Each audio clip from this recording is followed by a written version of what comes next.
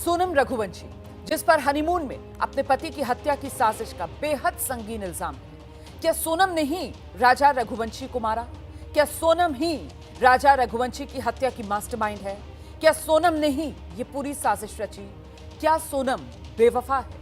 ये वो तमाम सवाल जो पिछले 24 घंटे से सुर्खियों में है और इन तमाम सवालों के सही, सटीक, पुख्ता जवाब मिलने का वक्त नजदीक आ गया है, क्योंकि सोनम का सामना अब मेघालय पुलिस की सवालों से होने जा रहा है। सोनम इस वक्त मेघालय पुलिस की कस्टडी में है, क्योंकि कोर्ट ने मेघालय पुलिस को सोनम को 72 घंटे यानी 3 दिन का ट्रांजिट रिमांड दे दिया है।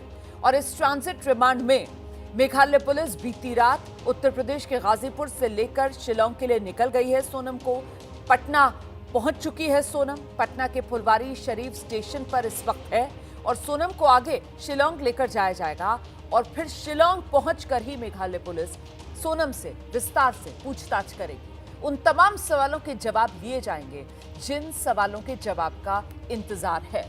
इस बीच इंदौर के राजा रघुवंशी हत्याकांड में एक के बाद एक खुलासे हो रहे हैं और अब राजा मर्डर केस में राजा के परिवार के जो ज्योतिषी हैं उनकी तरफ से बड़ा दावा किया गया है। ये बहुत बड़ी खबर है जो मैं आपको बताने जा रही हूं। राजा रघुवंशी के परिवार के ज्योतिषी अजय दुबे वो बता रहे हैं कि राजा और उसकी पत्नी के लापता होने के बाद ही उन्होंने कुंडली देखी, जिसके बाद उन्होंने परिवार को बताया कि राजा रघुवंशी की हत्याकांड में पत्नी की भूमिका हो सकती है। राजा रघुवंशी के परिवार के ज्योतिषी ने दावा किया हत्याकांड में एक और महिला शामिल है और साथ ही उन्होंने दावा किया हत्याकांड में 8 से 10 लोग शामिल हो सकते हैं। तो हत्याकांड में एक और महिला शामिल है और अभी तक तो देखिए 5 ये किरदार हैं जो सामने आए हैं राजा रघुवंशी हत्याकांड में, लेकिन जो परिवार के ज्योतिषी हैं उनकी तरफ से दावा किया जा रहा है कि दरअसल इस हत्याकांड में 5 लोग ही नहीं बल्कि 8 से 10 लोग शामिल हो सकते हैं। सुनिए। कैसे आप तक क्या पूछा था इन लोगों ने जब ये मामला सामने आया था, जब ये लोग गायब हुए थे तब, और आपने क्या कहा था? ये इन्होंने प्रश्न कुंडली बनवाई थी, प्रश्न किया था, प्रश्न कुंडली बनती है तो प्रश्न कुंडली के आधार पर इनका जो था वो निकला था। इन्होंने पूछा कि तो बॉडी तो मिल चुकी है बच्चे की, तो हम ये जानना चाह रहे हैं कि हमारी बहू जीवित हैं, सुरक्षित हैं या उनके साथ कुछ घटना हुई है।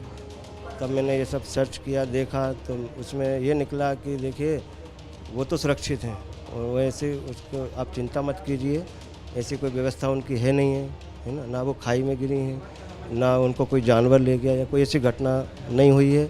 वो सुरक्षित हैं, वो आ जाएंगे 2-3 दिन में, तो वो यहाँ आ चुकी हैं। और फिर इन्होंने प्रश्न किया कि पंडित जी इसके पीछे किस किस का हाथ हो सकता है, ऐसा क्यों हुआ।